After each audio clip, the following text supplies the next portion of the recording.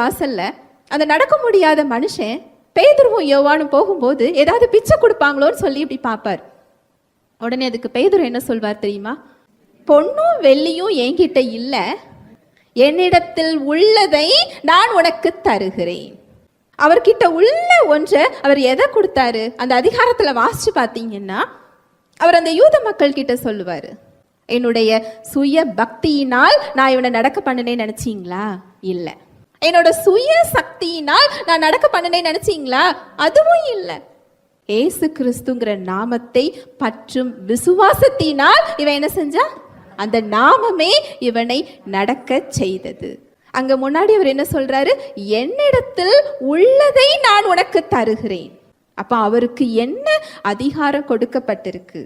அவர் எதோட வாரிசாக இருக்கிறார்? எந்த அந்தஸ்து அவருக்கு கொடுக்கப்பட்டிருக்கு? அந்த இயேசுங்கிற நாமத்தோட அதிகாரத்தை, அதை பயன்படுத்துகிற உரிமையை அவர் அறிந்திருந்தார். அதனால அவரால் அங்க என்ன செய்ய முடிஞ்சது? செயல்பட முடிஞ்சது.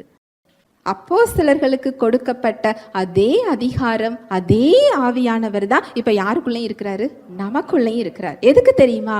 தினம் தினம் உங்க வாழ்க்கையில அவரை வெளிப்படுத்துறதுக்காக தான். உங்க வாழ்க்கையிலையும் நீங்க அதை பெற்றுக்கொண்டு மற்றவர்களுக்கு கொடுப்பதற்காக. ஹல்லேலூயா.